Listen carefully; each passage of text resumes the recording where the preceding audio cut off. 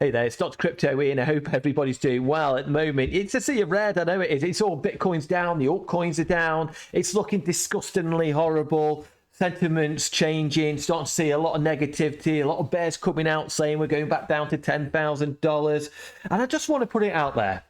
Bitcoin, crypto has got ahead of itself, because normally prior to all-time halvings, we should be nowhere near where we are. We shouldn't be going past all-time highs. But obviously we've got these ETFs that have come out and have caused this. But we should be where we are. And I just want to quickly, before I get into anything else, actually, just before I do start, we are going to talk about Bitcoin and CRO, but also smash those likes. That's much appreciated. But I just want to put here, Dan has politely said, I've been following Dan since 2019. If Bitcoin's repeating previous cycles at the moment, it will be at around about 45k. Just as like I said, we've got ahead of ourselves. A lot of things are happening, and we've got a lot of froth in the market. We've had all those crazy meme coins rocketing up. We've got a high leverage which needs to be flushed out. We were getting those top signals, and we need to flush out the weak hands, and we need to flush out the leverage and stop those people buying those meme coins, but it's happening.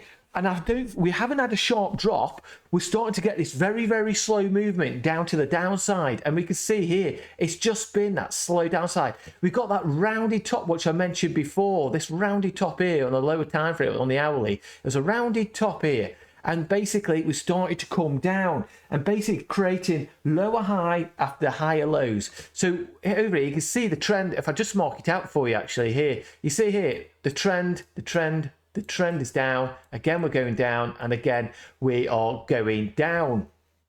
So as we're trending down, we can have a look at the Fibonacci retracement as well. What I'm thinking is that obviously see what happens today, because obviously we've got that FOMC meeting today. I really do think it's going to be highly volatile, and obviously with that volatility, we could either push to the upside and get above this trend, which you can see here, get above it and start making our way up. Or what I'm thinking is that we could come down to $60,000. I know people are saying we could come down to around about that $51,000 to $50,000 mark, which obviously is the golden pocket here. But at the moment, I think we're going to hold around 0.382, and obviously I think we could come down to potentially the 0.5. But if they don't hold, those supports don't hold, then obviously I think we're going to come down to that golden pocket here. But honestly, I'm really bullish. I am still bullish. We're in the bull market, and like I said, in every bull market, you're going to get retracement. Previous ones, 2016, 17, was like 38%. I really do think on this one, we're getting around about those 20s to 21%. So we're around about 15% down at the moment. Now we come down to here, that could knock us down to that 20%. And obviously, altcoins are going to get absolutely smashed even more. So you just got to be prepared. And people are saying to me, well, I've got no money to buy the dip. All I say to people, if it was me and I've got no dry powder to put onto the dips, I'll be just sitting back and just watching the markets. Just go away, leave it, see what happens. And obviously, because like I said, we've got so much bullish things happening. Obviously, we've got the halving coming in 30 days. But obviously, if you've got no money, any dry powder, and you're already in the market, I'll just sit back, chill out, and just watch what happens. I never say never watch the market. You need to watch the market to see what's sort of happening. But yeah, just if you haven't got no money or anything like that, then just sit back. And because sometimes the best thing is to do nothing. That's what I say, because at the moment we're just in the sea of red.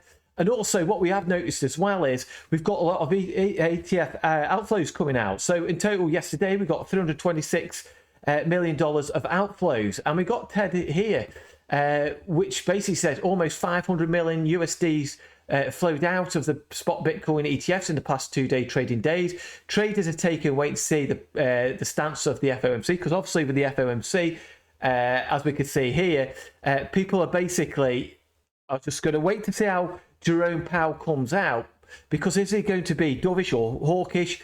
But he's certainly not going to be cutting rates, and he's certainly not going to be increasing rates. I think he's just going to pause it. He's just going to put it on hold to where it is at the moment, and then start cutting rates, like Ted said here, later on the year, because you've got all the data that's come out, which doesn't suggest it's in favour for the for Jerome Powell and the committee to make the decision of cutting rates just yet. So I think that's going to come out. And also that selling pressure we've been getting at the moment is, don't forget, a lot of people are paying their taxes as well.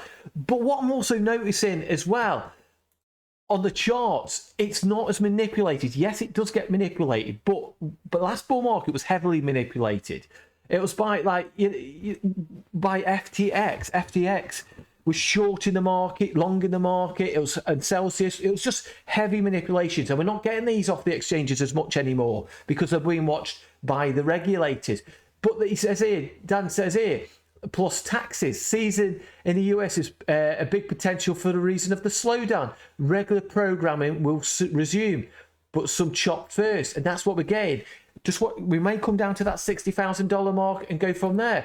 But also, Ted said, time to bid, FOMC hedging done, worst case price. Only the thing that happens from here is those protected positions unwind into or onto the event. Bulls should step in up here soon. Once this event's happened, I think the bulls will be stepping in.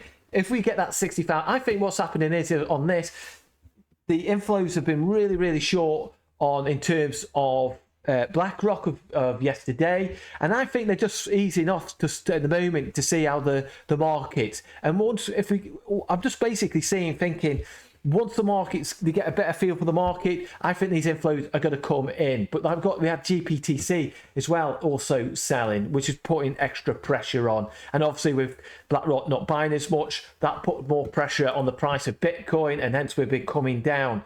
But don't forget, like I said, when we're in the bull market, we're going to get these 21% corrections.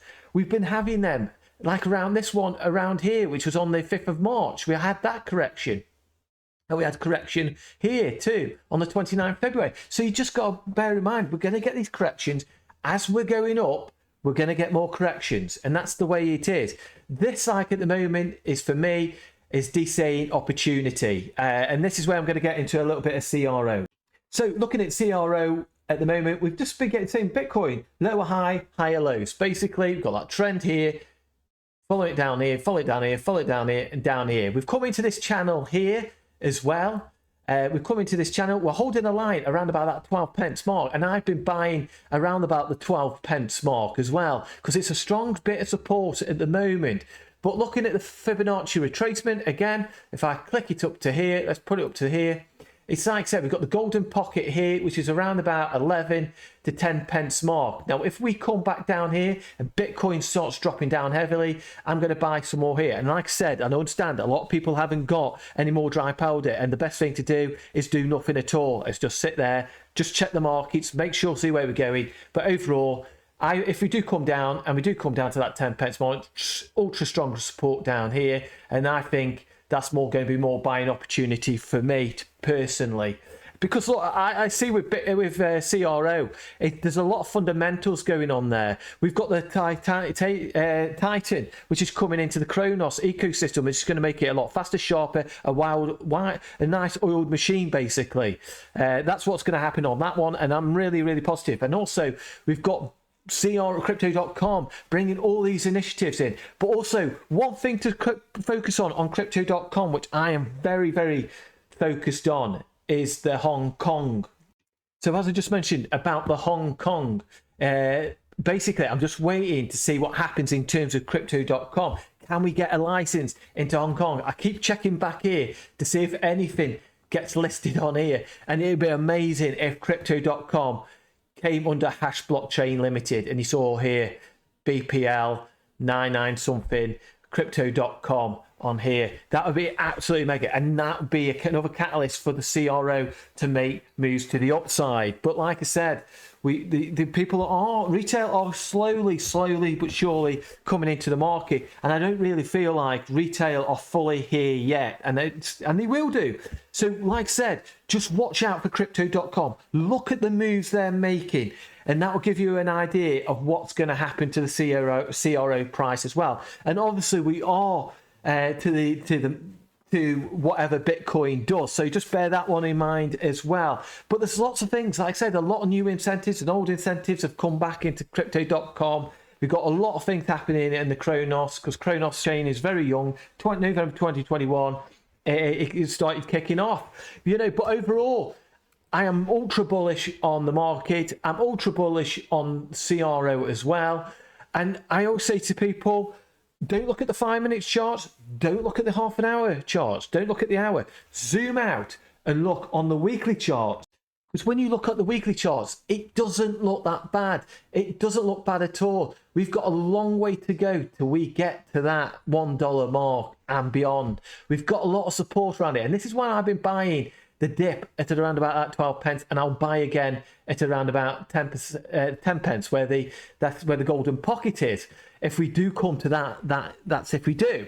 But you just got to zoom out and look at it. And look, like I said on the previous videos, we've got a smart trail. The bullish smart trail is still blue, and it's only just started as well. So we've got a long way to go. And like I said, we've got a lot of support as well. That golden pocket around there. So we've got a lot of things on our side at the moment. The whole market has a lot of bullish, but we just need these corrections. It's good to have a reset of these corrections. And, you know, we'll get more corrections on the way up. So you just got to be prepared for that.